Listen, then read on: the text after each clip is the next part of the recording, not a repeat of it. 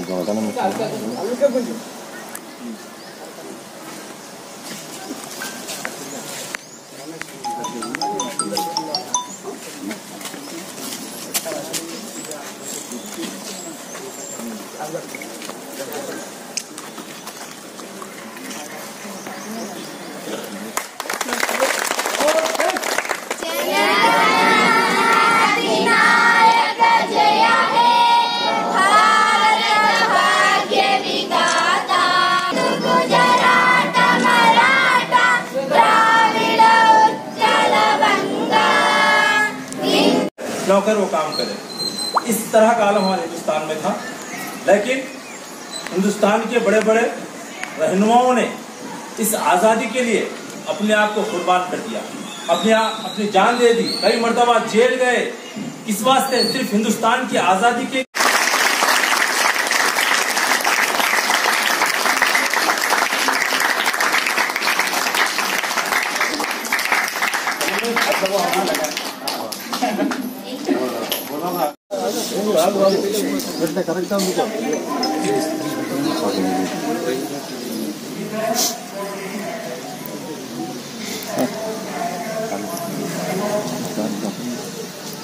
అంజనా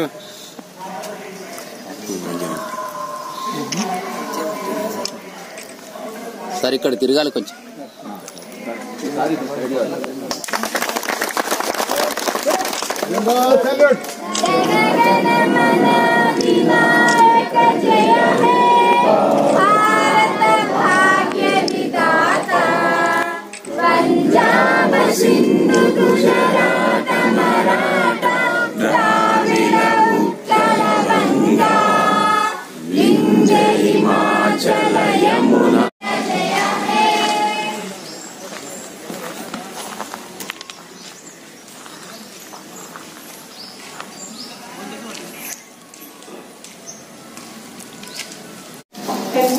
మరి ఇటువంటి భారతదేశంలో ఉన్నందుకు మనం చాలా గర్వపడాలి. మరి మన భారతదేశ యొక్క సంస్కృతి సంప్రదాయాలను మనం తెలుసుకొని మరి వాటికి అనుగుణంగా ప్రవర్తించాలని నేను చిన్నారులను కోరడం జరుగుతూ ఉంది. మరియు మీరు ఇంత చిన్న వయసు నుంచి మీరు మంచి మంచి అలవాట్లు చేసుకుంటే పెద్దలైన తర్వాత కూడా చాలా మంచిగా రూపుదిద్దుకుంటారని నేను తెలియజేస్తా ఉన్నాను. ఎందుకంటే స్కూల్లోనే మన మొదటి మెట్టు స్టార్ట్ అవుతుంది కాబట్టి స్కూల్లో చిన్నారుల నుంచే మన మంచి నడవడిక నేర్చుకోవాలని నేను తెలియజేస్తా ఉన్నాను. 9.8 GPA के साथ उर्दू मीडियम से दर्जे अव्वल में तेलंगाना नंबर 1 आने वाली, इसलिए मोहतरमा शिक्षा राज्य काउंसिलर साहब 5,000 रुपए का नकद इनाम दे रहे हैं। और उसी तरीके से जनाब सैयद सलीम साहब